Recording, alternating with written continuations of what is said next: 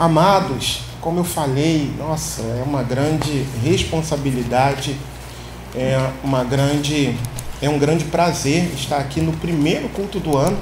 E desde já eu convido você a abrir sua Bíblia em Mateus, no capítulo 28, versículo 19 e 20. Aleluia. Portanto, ide, fazei discípulo de todas as nações, batizando-os em nome do Pai e do Filho e do Espírito Santo, ensinando-os a guardar todas as coisas que eu vos tenho mandado. E eis que estou convosco todos os dias, até a consumação dos séculos. Amém. Você pode se assentar? E não esquece não, tá? No poder, lembra que a gente canta... Não, estou confundindo a canção. Mas no poder do Espírito, a gente pode. Amém? Tem um louvor que eu até ia cantar, mas se eu trouxesse seriam 3 novos, assim. E eu não costumo cantar 3 novos, vamos dizer assim, né? Que eu não lembrava se tinha aqui. E um trecho desse louvor diz: no poder do Espírito proclamarei a salvação. Há tanto para fazer no mundo ao meu redor. Diz assim a letra da canção. Pois bem, vamos lá. Você pode. Queridos, hoje é o 2º dia do ano de 2025. Como eu falei, que privilégio, que honra poder estar aqui. E o que eu quero dizer, o que o Senhor me direciona a dizer, o que está ardendo e queimando no meu coração, é que, embora vocês não tenham tido aqui, mas todos nós passamos, nós tivemos lá em São Gonçalo, nós tivemos o chamado culto da virada. Lá em São Gonçalo nós tivemos. E o Senhor nos conduziu a trazer uma mensagem, na verdade, essa mesma mensagem, em que nós fomos conclamados não apenas a mudar o calendário, não apenas, como eu disse lá, trocarmos a folhinha que a gente tem na geladeira ou em algum outro lugar, né, penduradinho. Não é só trocar aquela folhinha de 2024 que ficou para trás, mas principalmente mudarmos nossas atitudes. Amém. Mas antes de continuar falando, eu quero ler para vocês aqui uma parábola dinamarquesa. Só não vou fazer o que eu fiz lá, porque aqui tem o Big Brother, o nosso lá não tá legal. Imitar o ganso, né? Eu imitei ganso, aqui eu não posso não. Fica feio, né, pro negão aqui imitar o ganso. Mas vamos lá. É um provérbio dinamarquês, tá? Melhor dizendo, uma parábola dinamarquesa que diz assim. No livro Igreja, Por que me importar? Yancey cita uma parábola de Kierkegaard, filósofo dinamarquês. É uma história de um grupo de gansos que frequentava uma igreja evangélica. Imagina, né? Aquele bicho barulhento, que vocês sabem que anda meio desengonçadinho, só não posso imitar aqui, né? Não fica legal. Mas vamos lá. E aí, ele conta essa história. E ele diz o seguinte: todos os domingos, lá se iam eles. Todos os domingos. Bamboleando até a igreja. Aquele jeitinho desengonçado de andar, né? Daquele jeito engraçado de andar, que é peculiar de todo ganso. Quem já viu um ganso andando já sabe como é que é. E o pastor pregava sempre o mesmo sermão. E qual era o teor desse sermão? Não precisamos andar somente sobre a terra, presos a este lugar.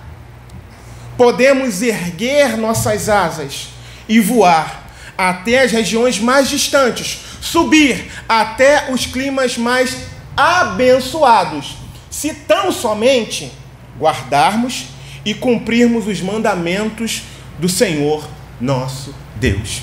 Irmãos, quando o pastor dizia isso, aquela gansaiada toda fazia aquela festa, batia as asas, celebrava, dizia amém, amém, amém. Típico daquela vozinha rouquinha de ganso. Amém, amém, amém. Era aquela alegria, aquele furor na igreja quando o pastor falava isso. Eu vou repetir a mensagem que ele dizia: não precisamos andar somente sobre a terra, presos a este lugar. Podemos erguer nossas asas e voar até as regiões mais distantes, subir até os climas mais abençoados, se tão somente guardarmos e cumprirmos os mandamentos do Senhor nosso Deus. E era aquela alegria, aquela festa, aquele bater de asas. Uau! E aí, quando terminava o culto, lá se iam aqueles gansos, bamboleando de volta para suas casas. Ouviam a mesma mensagem todos os domingos, diziam amém, batiam asas, entravam em furor, entravam em festa praticamente. No entanto, eles continuavam na mesma. Moral da história: apesar de serem exortados a mudarem de atitude, porque eles também podem voar, eles continuavam, culto após culto, domingo após domingo, vivendo da mesma forma.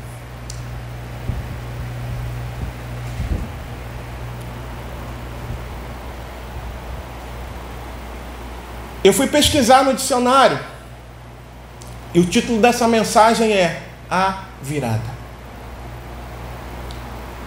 E um conceito que eu encontrei diz assim: virada, mudança súbita e radical de uma situação, ou num movimento, ou um comportamento, uma mudança de comportamento. E o que o Senhor tem ministrado ao nosso coração? Vamos ser a igreja bíblica e cristã?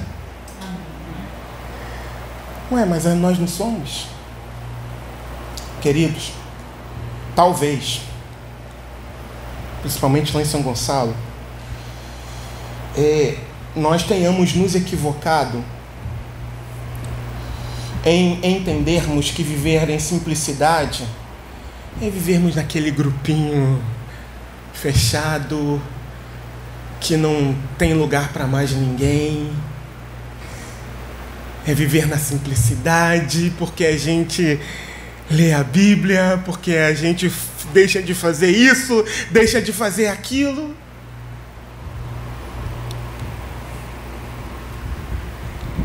Porque a obra de convencimento é do Espírito Santo, não é minha, é verdade. É verdade que quem dá o crescimento é o Senhor. Mas é verdade também que a responsabilidade pela semeadura é nossa. A responsabilidade para regar é minha, é sua. Por isso que eu disse no início: você pode semear, eu posso semear, eu posso regar, você pode regar. Mas quem vai dar o crescimento é o Senhor. Mas a nossa parte nós precisamos fazer. E o Senhor está nos chamando de fato para uma virada de verdade. O Senhor está nos conclamando, a mim e a vocês, para uma virada de verdade, para sermos de fato uma igreja bíblica e cristã, irmãos. Quando a gente olha no livro de Atos dos Apóstolos, uau! Igreja bíblica e cristã. Quando a gente olha no livro de Atos dos Apóstolos, os discípulos, ou melhor, os recém-promovidos apóstolos, entenderam a mensagem de Jesus, essa que nós lemos aqui em Mateus 28, 19 e 20. E de fazer discípulos de todas as nações. E você percebe que ali não era aquela coisinha, não! Havia sim um desejo, havia uma direção de que discípulos fossem multiplicados. Vejam a mensagem de Pedro, a primeira mensagem dele, depois de convertido. 3.000 almas, num sermão apenas. Vejam que o desejo de Deus é que nós venhamos a gerar outros irmãos. Não importa a sua condição social, intelectual, não importa, quem capacita é Deus. Por isso eu disse para você, você pode. Eu posso, no poder do Espírito nós podemos. Jesus aqui em Mateus 28, ele não disse, olha, apenas os pastores, ou ele não disse apenas os evangelistas. Não, ele não disse isso. Todos os discípulos podem gerar outros discípulos, devem gerar, ou melhor dizendo, perdão, Pai, não gerar, mas multiplicar outros discípulos. Porque essa é a vontade do Senhor para nós, igreja do Senhor, com toda a simplicidade que nós temos, nós podemos, em nome de Jesus. Amém. Nós podemos, em nome de Jesus. Mas aí você diz, mas eu não tenho dom, eu não sei falar, eu não sei ir lá fora para evangelizar. Quem disse isso para você? Sabe quem foi? O inimigo das nossas almas. Porque a palavra aqui é muito clara. É uma ordem de Jesus para todos os seus discípulos. Você é um discípulo de Cristo. Você é um membro, individualmente falando, desse corpo, do corpo de Cristo. Talvez você não desempenhe o papel, por exemplo, do pescoço. Nem que seja o dedo mindinho do pé, você tem a sua função, e o sangue está sendo irrigado também lá embaixo. Mas ninguém me vê, não importa. Eu tenho medo, eu não gosto de aparecer. Não importa. Não importa. Você é um membro do corpo de Cristo. Você não está livre, você não está solto, você está ligado em todo o corpo, que está, por sua vez, está ligado ao cabeça, que é Cristo. E todo o corpo está nutrido. Um corpo saudável, irmãos, ou melhor, num corpo saudável, todos os membros estão em pleno funcionamento. Sim ou não? Se um membro, vou trazer melhor, se um órgão não funciona bem, o corpo acaba sentindo. Por exemplo, se uma pessoa está mutilada, sem algum membro visível, por exemplo, ela vai continuar fazendo as atividades que ela faz? Sim, ela pode continuar fazendo, mas faz com uma certa dificuldade. Não é assim que funciona? Uma pessoa que perde uma perna, ou um braço, ou uma mão, por exemplo, ela continua fazendo as suas atividades, mas faz com uma certa restrição. E por que o Senhor nos está conclamando a uma virada? Porque nós temos nos comportado assim. Nós temos nos comportado assim. Quantos de nós não tem essa consciência de que nós somos membros do corpo de Cristo? E como membros, e como membro individualmente falando, eu preciso cumprir o meu papel como membro que foi inserido por Cristo nesse corpo. Porque senão, um outro membro fica sobrecarregado.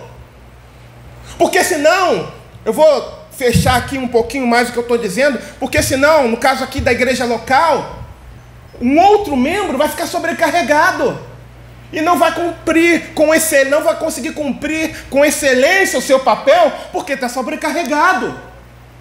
Não é assim que acontece? Você quer ver um outro exemplo? Mudando um pouquinho de corpo para carro, dependendo de uma peça que às vezes a gente está sem dinheiro, né? Fica postergando para trocar num carro, por exemplo, dependendo da peça. Se você demora muito para trocar aquela peça, o fato daquela peça estar defeituosa, ela acaba gerando sobrecarga em outra peça, e a outra peça acaba ficando defeituosa também. Você é um membro do corpo de Cristo. Independente do seu temperamento, independente do seu grau de instrução, você que foi chamado para o Senhor, pelo Senhor, melhor dizendo, você é um membro em potencial, irmãos. Jesus te chamou. Não foi qualquer um que te chamou, não. Foi o Rei dos Reis, foi o Senhor dos Senhores que te chamou. E se Ele te chamou, é porque Ele vai te condicionar. Ele vai me condicionar para ir. Acreditar no Evangelho é ir. Oh, que maravilha, que canção linda. Então, queridos, individualmente nós somos membros desse corpo e a gente precisa entender isso. Olha o que Paulo diz em 1 Coríntios capítulo 12, versículo 12, ele diz assim: porque assim como o corpo é um e tem muitos membros, e todos os membros desse corpo, sendo muitos, são um só corpo. Assim é Cristo também. Ainda que tenham muitos, é um corpo só. Então, quando eu li isso aqui, quando isso, entrou no meu coração, eu preciso entender, e você precisa entender, bom, se esse corpo ele precisa funcionar bem, e muitas das vezes eu estou capengando, significa que eu acabo, de alguma forma, comprometendo o corpo no qual o Senhor me inseriu. Eu estou falando aqui agora no que diz respeito à igreja local. Então eu preciso... Nossa, não foi o Neymar que me chamou, não foi o Vinícius Júnior que me chamou, não foi alguém famoso que me chamou, mas foi alguém que pode me dar eternidade que me chamou. Nossa, que honra, que privilégio, eu não merecia, eu não fiz nada por merecer, mas Ele me chamou sabendo que eu sou. Eu não sei nem falar direito, eu mal sei ler. Nossa, mas Ele me chamou. Então, significa que eu posso. Sim, em nome de Jesus você pode. Você deve obedecer. Eu posso e eu devo obedecer. E ir, e obedecendo, sabe o que vai acontecer? Ele vai nos condicionar, Ele vai nos capacitar. É só a gente entender que a gente precisa, de fato, viver, não uma virada de folhinha, não uma virada de calendário, de troca de calendário, não, mas de atitude diante do Senhor, porque nós fomos chamados, irmãos, das trevas para a maravilhosa luz do Senhor, para anunciar, para gerar outros. Nós fomos resgatados para resgatar. Aleluia! O Senhor quer nos usar. Embora o Senhor não precise de nós para nada, Ele conta conosco. Já parou para pensar nisso? Que honra, que maravilha! Nossa! Gente, já parou para... Sabe, de vez em quando eu levanto assim, ou eu paro para pensar, meu Deus, chamar um camarada como eu, contar com um camarada como eu, o Rei dos Reis, o Criador de todas as coisas, aquele que por uma ordem, Ele deu uma ordem e as coisas vieram a existir. O soberano, o Criador do universo e que continua sustentando, Ele me chamou. Ele conta com um Júlio, desculpa a expressão, com um vermezinho como eu, Ele conta. Ele está dizendo, cara, eu vou te capacitar, vai. Ele também conta com você. Cada um de vocês aqui, cada um. Não olha para o outro, não, é olhar para você. Eu já falei isso aqui algumas vezes, porque, sabe, eu vejo como uma referência. Eu já falei, mas vou falar de novo. Cristiano Ronaldo. Eu estou aqui. Ele fala ali pelos motivos dele, ok. Mas a gente tem que chegar na presença de Deus, não com altivez, mas com humildade, sabendo quem nós somos, e dizer, Senhor, eis-me aqui. Eis-me aqui. Eis-me aqui para mudar, para ser instrumento do Senhor, para mudar a realidade desse lugar, para mudar a realidade desse mundo. Poxa, pastor, você está exagerando. Não estou, irmãos. Não estou. O problema é que muitas das vezes a gente acaba se conformando com coisas pequenas, quando o Senhor quer nos elevar, assim como esses gansos, que culto após culto iam para o culto, celebravam com a palavra, mas não mudavam. Eu quero conclamar você. IBC de Maricá. Assim como eu conclamei a igreja de São Gonçalo, onde eu pastorei, para a gente viver uma virada segundo o coração de Deus. Ei, lança fora essa esterilidade em nome de Jesus. Abomina isso em nome de Jesus. Uma igrejinha pequenininha, não. Que o pastor santo tenha problema em procurar lugar. Esse é um dos melhores problemas que um pastor quer ter. Meu Deus, e agora? Jesus! Irmãos, a gente precisa orar para o Senhor mostrar um outro lugar. Gente, isso não é impossível. Eu estou falando, sabe, porque meu coração está ardendo para lá, para São Gonçalo, para cá também. Isso não é impossível. Deus quer isso. Deus quer. Amados, a palavra do Senhor declara que Deus não quer que o homem se perca. E Ele nos usa. E Ele quer nos usar para a gente ir até eles. Lançar a palavra e proclamar o evangelho da salvação, dar vista aos cegos, fazer novos discípulos. E ensiná-los de tal forma que eles também, impactados por aquilo que receberam de você, também vão fazer outros. E os outros também impactados vão fazendo outros também. É assim que funciona. E é isso que Deus quer de nós, para nós. Ei, você pode. Ah, mas eu tenho... Ei, quem disse que você vai sozinho? Olha o texto que nós lemos aqui. Muitos membros. Mas esses muitos membros, eles fazem parte de quê? De um só corpo. E isso sugere unidade. Você não vai estar sozinho. O interessante é você ir. É você se comprometer, Senhor, eu quero assumir o meu papel, eu quero funcionar plenamente para que o corpo local também funcione, para que o corpo local seja relevante aqui nessa localidade, seja relevante aqui nesse município, seja relevante nesse mundo. Irmãos, o meu coração está ardendo e está queimando por isso, para que nós sejamos relevantes, para que nós façamos a diferença, para que os outros que estão de fora olhem para a gente. Esses são seguidores de Cristo. Assim como aconteceu lá em Antioquia. O comportamento dos discípulos de Cristo era sobremodo parecido com o de Cristo de verdade, a ponto de que os outros de fora reconheceram: esses são de Cristo. E é isso que Deus quer de nós. Não olhe as circunstâncias. É verdade que o cenário geopolítico, mundial, brasileiro, a perspectiva não é boa. Mas assim como eu disse lá, eu vou dizer aqui para vocês, irmãos, o meu desejo é ser encontrado pelo Senhor trabalhando, independente do que aconteça. O meu desejo é ser encontrado pelo Senhor trabalhando. O meu desejo é me despedir desse mundo trabalhando para Ele, fazendo com que o reino dele seja exaltado, engrandecido, glorificado. Chega, eu falei: Senhor, eu não quero mais. Cura-me da esterilidade, Pai, por favor.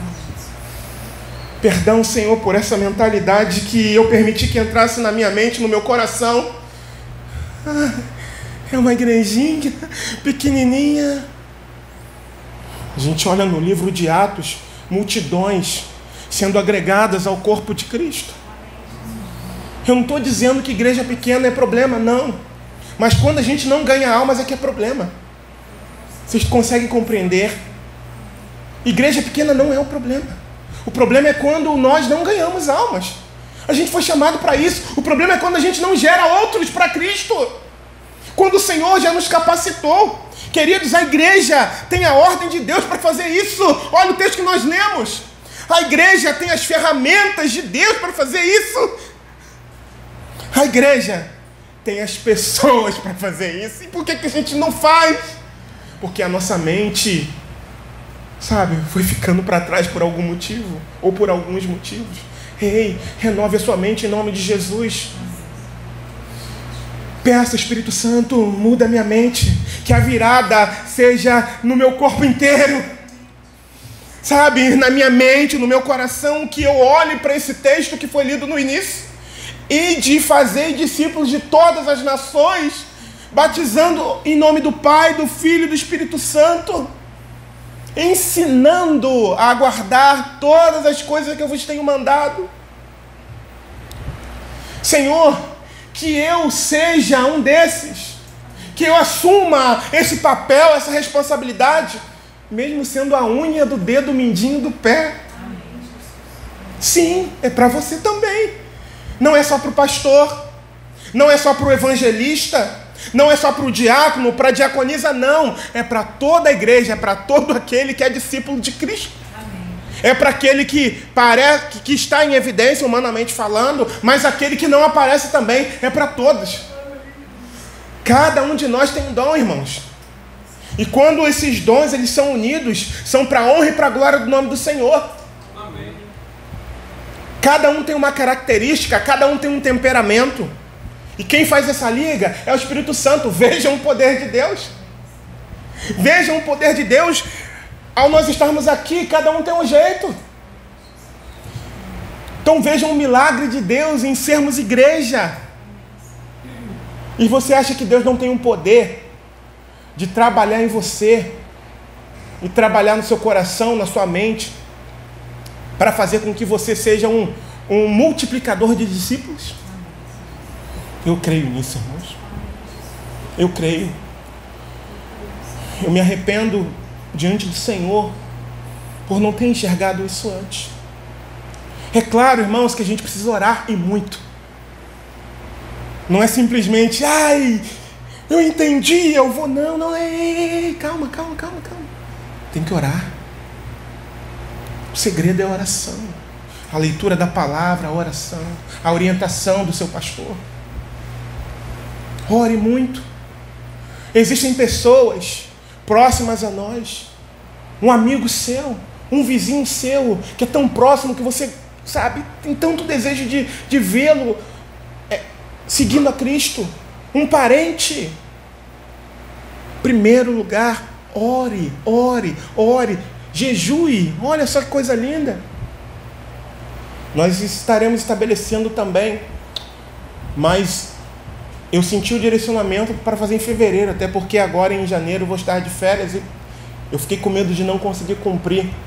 Então, nosso propósito, nós iremos fazer um propósito também de jejum e oração. Porque sem jejum e oração, irmãos, não dá. O combate espiritual está muito grande.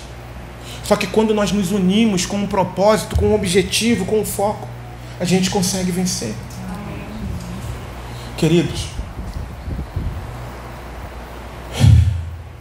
deseje essa virada. Anseie por essa virada no seu coração.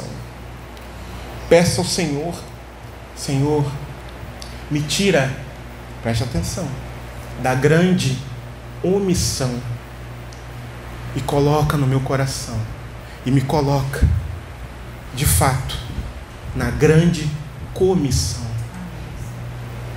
Nós precisamos disso, amados. Deem problema para o pastor, depois ele se vire com Deus. Senhor, um lugar, Senhor. Filho, o problema é seu. Você começou a trabalhar, a igreja entendeu, cada um, né? Não é cada um, inclusive as crianças lindas, os jovens, cada um compreendeu o seu papel no corpo. Uau! Eu posso? Sim, deve. Porque é o Senhor quem chamou. É Ele quem capacita. Então, nos unidos. Orem ao Senhor por estratégia. Não é de qualquer jeito. O inimigo tem sido ardiloso.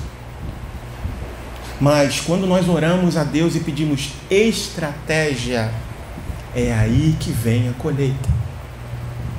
É aí que os novos discípulos serão colocados pelo Senhor, para que nós venhamos a cuidar, para que nós venhamos a ensiná-los. É dessa forma, irmãos.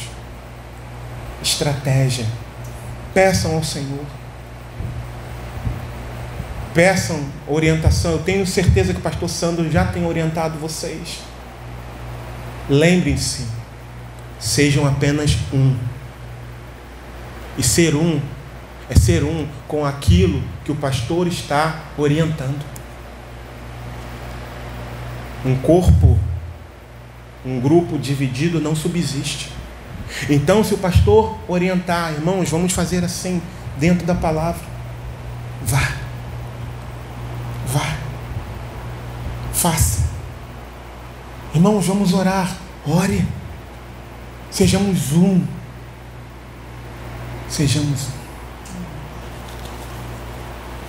Quero ler aqui, a gente já está quase terminando.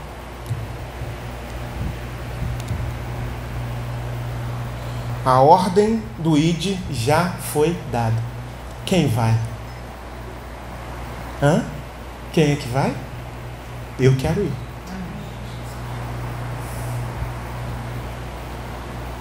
E a estratégia já foi mostrada por Jesus aqui.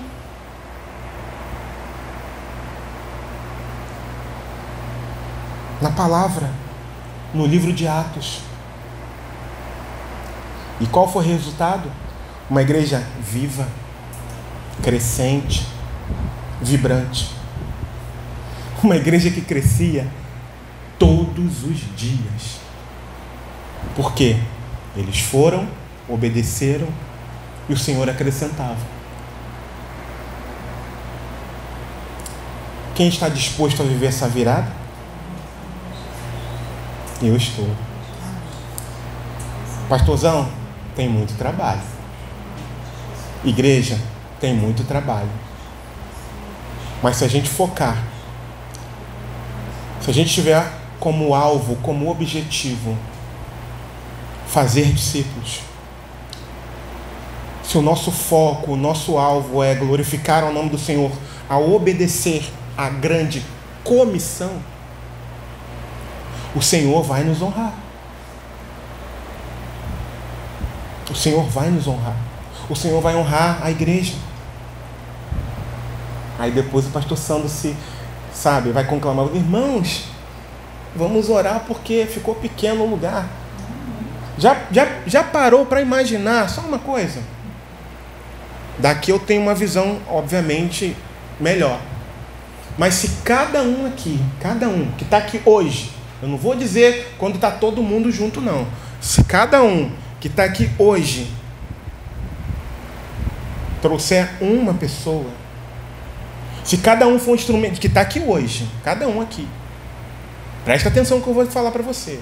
Se cada um que está aqui for um instrumento de Deus, e uma pessoa ligada a você, um amigo, um vizinho, um parente, se converter, pastor Sandro já vai ter que sair daqui. Gente, isso é surreal. Já não vai dar mais. Os cultos já não vai dar mais. Olha só. Olha a responsabilidade que nós temos. E aí, irmãos, não para. Se a gente entende esse trabalho, se os outros que vierem entenderem da mesma forma, aí, meu irmão, vai ter problema com o local. Vai ter. Em nome de Jesus. Mas o foco em si não é ir para um local maior, não. É uma consequência. O local maior vai ser uma consequência. O foco em si é obedecer. O foco em si é agradar aquele que nos alistou. Esse é o foco. É cumprirmos o nosso papel, é cumprirmos o nosso chamado, é enxergarmos o nosso alvo. O nosso alvo é quem? Obviamente é Cristo, sim, é. Mas qual é o nosso propósito aqui nessa terra? Eu fui chamado só para vir para a igreja? Eu vou lá para receber a minha bênção? Não, eu quero ir para ser bênção. Uma bênção eu já sou, eu já recebi salvação. Eu já fui resgatado. Agora é a minha vez de ser instrumento para resgatar outros. Agora é minha vez. Eu não merecia, eu odiava o Senhor com as minhas práticas e a evidência do meu ódio ao Senhor eram as minhas práticas pecaminosas, mas o Senhor me chamou a si mesmo e me convenceu de que eu realmente não era merecedor, de que eu realmente estava indo para o abismo, e Ele me ofereceu vida e vida em abundância. Não tem como não se apaixonar por esse Deus, não tem como não amá-lo. E o que nos resta, irmãos, já que a gente não pode pagar, é obedecer. É demonstrar o nosso amor por Ele. Demonstrar o nosso amor por Ele.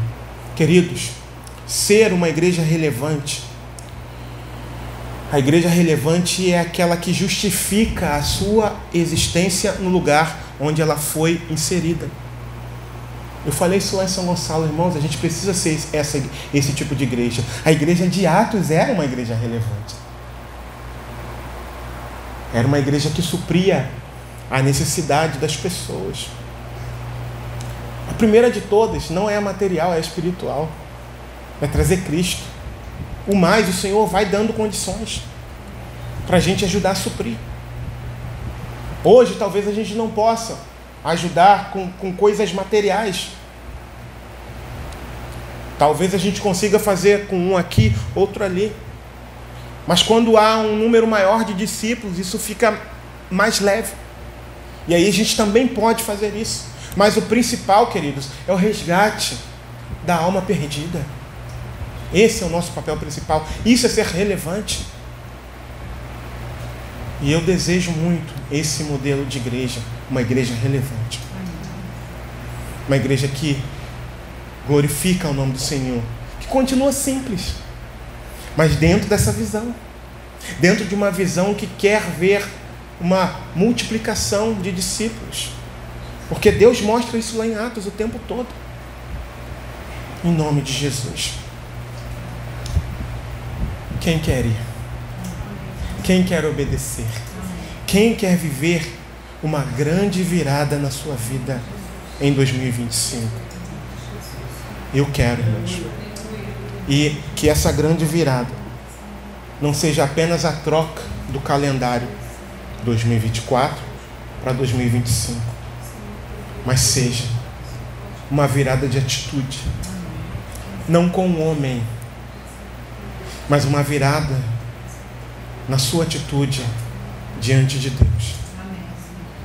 Que você venha abominar, odiar a grande omissão que talvez você tenha vivido, e amar e viver com alegria, com entusiasmo, com vigor a grande comissão.